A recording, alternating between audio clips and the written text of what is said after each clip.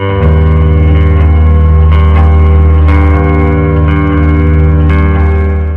magandang hapon po mga kaibigan, maligayang pagbabalik po sa ating YouTube channel. Latest weather update po tayo ngayong May 2, 2024, hapon po ng Webes. Pero bago tayo magpatuloy, kung di ka pa nakasubscribe, pasubscribe naman po and pahit ng notification bell.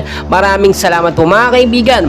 Unahin ko na po ang heat index po na naitala ngayon na pinakamataas po sa Metro Manila ay bumaba po ng isa. Nasa 35 degrees Celsius na po yan, which is magandang senyalis po ito dahil kahit papaano po ay nababawasan ng ating init na nararamdaman po sa ating lugar. Mga kaibigan, no, ang forecast weather condition po natin ngayon galing sa Pag-asa ay posible pong magpaulan sa ilang bahagi po ng Metro Manila, Luzon, Visayas at Mindanao. Meron po tayong binabantayan ngayon na easterlies or yung mainit na hangin, galing po yan sa Karagatang Pasipiko. Unahin ko na po at pangunahan ko na po kayo mga kaibigan, wala pa naman po tayong bagyong binabantayan ngayon sa loob at labas ng ating bansa. Pero sa labas may mga minomonitor po tayo na mga kumpol ng kaulapan or cloud cluster na posible pong maging LPA o kung ito po ay magkaroon ng paggalaw or lumakas po kung sakasakali. Pero ayon na rin po sa Pag-asa mga kaibigan, ngayong buwan po ng Mayo ay init po, makakaramdam tayo, pero yung kalagitnaan po bago po magtapos itong Mayo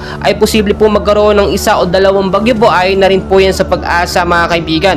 Magandang senyales na rin po ito dahil kung titignan po ninyo, unti-unti na po nag-i-slow down ng init na ating nararamdaman. Malapit na rin po kasi matapos ang heat season at papasok na rin po, no, eto nga pong rainy season. Kaya mga kaibigan, tulad ng aking sinasabi, wala man pong bagyo, no, sa ating Philippine Area of Responsibility, pero yung init po hindi pa rin yan po maiiwasan. Kaya kung kayo po ilalabas ng inyong mga bahay, ugaliin po magbaon ng malamig na tubig, sombrero at payong para iwas po tayo sa heat stroke. At lagi kong pinapaalala, ingat po tayo sa anumang bagay na ating gagawin mga kaibigan, no? Dahil ang panahon, pabago-bago po yan, especially po dyan sa Metro Manila mga kaibigan. Kung sakali po magkaroon ng bigla ang malakas na pag-ulan, posible po magkaroon ng pagbaha. Gayun din sa mga landslide prone area, lagi po kayo mag-iingat dahil ang pag-uulan itong mga nakaraang linggo, nakita naman natin sunod-sunod po yan, 3 araw po sa ilang bahagi po yan ng Metro Manila. Mga kaibigan, patuloy ko po kayong i-update and please pakiusap, wag na wag pong kakalimutan mag-like and subscribe for more weather updates. Maraming salamat po sa inyong